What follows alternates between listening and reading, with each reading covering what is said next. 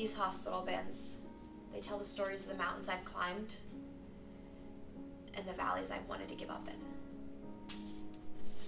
This was the first time I received treatment at DuPont in an inpatient setting. The first time 911 was called after respiratory failure.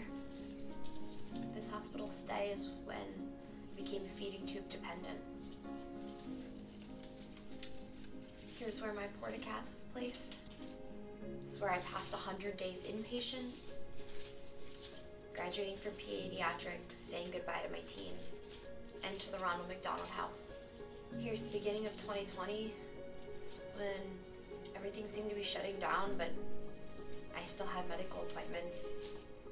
To reflect back on that day, it's November 10th, 2011. It started as a normal day. I got up and got ready and went to school. My class was going on a field trip, and it was supposed to be a fun day. On that field trip, I had my first major back spasm. My life would change forever that day, but I didn't know it. I was trying to figure out what I wanted to share. I knew I wanted to commemorate, reflect on the last 10 years, but I didn't know where I wanted to go.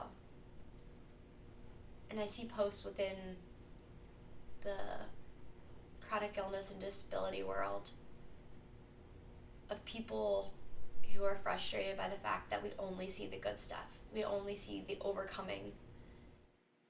And I decided I wanted to share how hard the last 10 years have been.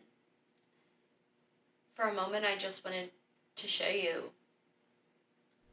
the tears, the pain. I wish you could look at the inside of my body, just see what it looked like, what it looks like.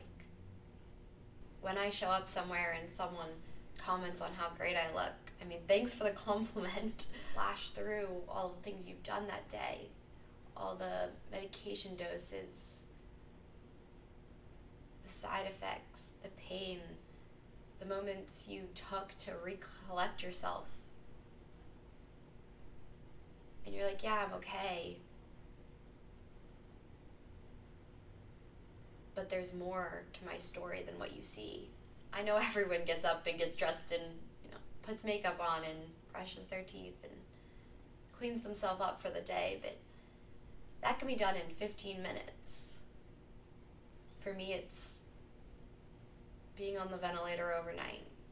It's that alarming when there's issues overnight and waking up. The crushing and mixing and giving myself a feeding tube meds.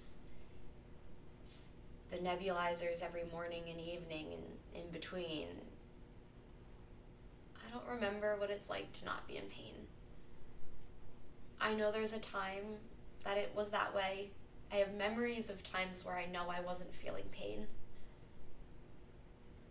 But there's at least some kind of level of discomfort in my body all the time now, to the point that I can't remember the feeling. I remember the concept, but I can't feel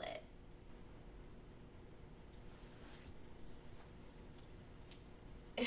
It's hard for me to express this balance between such joy and such sorrow. My mind just goes back to the darkest moments, and that's not my life. That's part of my life. My health controls so much of my life, but it's not all of me. Most of the time, I don't want people to see the behind the scenes, because that's not what I want you to think of when you think of me. This medically complex life is surely not the life I would have picked for myself, but it is my life, and I will continue to find joy in it. I have found the Christian community and the hope of the gospel as a steadfast pillar of my life. We all are broken and need salvation. I look forward to the day that I get to kneel at the feet of my Lord, healthy and pain-free. But until that day, hopefully a day that is a long time away, I will remind myself of His faithfulness and always find the strength to look for joy even in the hard times.